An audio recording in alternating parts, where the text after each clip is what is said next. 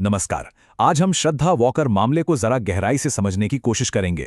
ये एक ऐसा मामला है जिसने सचमुच पूरे देश को हिलाकर रख दिया और हमारे रिश्तों में सुरक्षा को लेकर कई गंभीर सवाल भी खड़े कर दिए।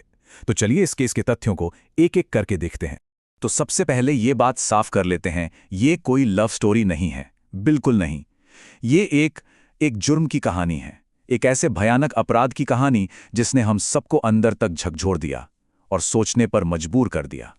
हर कहानी की एक शुरुआत होती है और इस कहानी की शुरुआत भी बाकी कहानियों की तरह ही एक उम्मीद से हुई थी। कहानी के सेंटर में थे दो लोग, श्रद्धा और आफताब। दोनों की मुलाकात काम पर हुई और धीरे धीरे ये रिश्ता दोस्ती से प्यार में बदल गया। तो ये थे श्रद्धा वॉकर, उम्र 27 साल, और आफताब पुना आला, 28 साल। जैसा कि हमने बात की, दोनों की मुलाकात हुई मुंबई के एक कॉल सेंटर में। वहीं पर दोस्ती हुई जो बहुत जल्द प्यार में बदल गई और फिर दोनों ने लिव इन में, मतलब साथ रहने का फैसला कर लिया। रिश्ते में एक नया मोड़ तब आया जब दोनों ने एक नए शहर में नई जिंदगी शुरू करने का सोचा। लेकिन उम्मीद के बिल्कुल उलट, दिल्ली पहुंचने के बाद उनके रिश्ते में सब कुछ बदलने वाला था और हिंसा धीरे धीरे अपनी जगह बना रही थी। तो वो मुंबई छोड़कर दिल्ली आ गए। महरौली में एक फ्लैट लिया, एक फ्रेश स्टार्ट की उम्मीद में। सोचा था शायद शहर बदलने से रिश्ते में जो भी प्रॉब्लम्स हैं वो ठीक हो जाएंगी। लेकिन हुआ क्या? हुआ इसका ठीक उल्टा। यहां आने के बाद उनके बीच की जो दिक्कतें थीं वो सुलझने के बजाय और भी ज्यादा गहरी होती चली गई। और देखिए, ऐसा नहीं है कि ये सब अचानक हुआ। इस रिश्ते में वार्निंग साइंस, मतलब खतरे के संकेत, काफी पहले से मौजूद थे।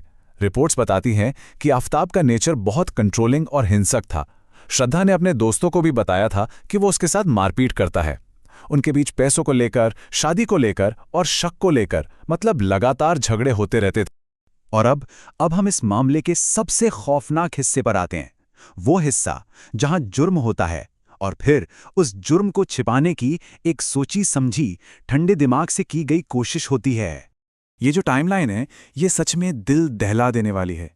मई 2022, ये वो महीना था जब श्रद्धा की हत्या हुई। और उसके बाद अगले 18 दिनों तक सिर्फ एक ही काम हुआ, उस हत्या को छुपाने का, उसकी लीपापोती करने का।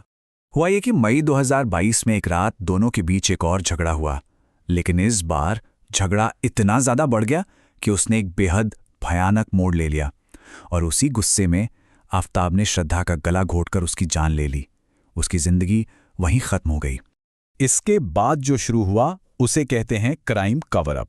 मतलब जुर्म तो हो गया, अब उस जुर्म के हर एक सबूत को, हर एक निशान को जानबूझकर मिटाने की कोशिश, ताकि दुनिया को, पुलिस को, किसी को भी कभी सच्चाई का पता ही न चले।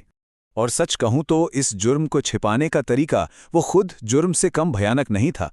पुलिस को बुलाने या सरेंडर करने की जगह आफताब ने श्रद्धा के शरीर के करीब 35 टुकड़े किए।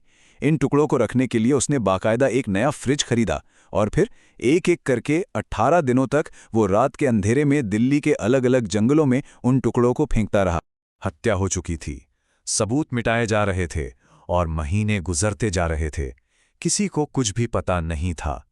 ये खौफनाक राज ही रहता अगर एक पिता ने अपनी बेटी की चिंता में उसे ढूंढना शुरू न किया होता। 6 महीने, सोचिए, पूरे 6 महीने तक श्रद्धा इस दुनिया से गायब थी। उसके दोस्त परेशान थे, परिवार वाले फोन कर रहे थे, लेकिन किसी को भी दूर दूर तक इस भयानक सच्चाई का अंदाजा नहीं था। तो फिर सच सामने कैसे आया? इसकी शुरुआत तब हुई जब श्रद्धा के दोस्तों का उससे पूरी तरह से कांटेक्ट टूट गया।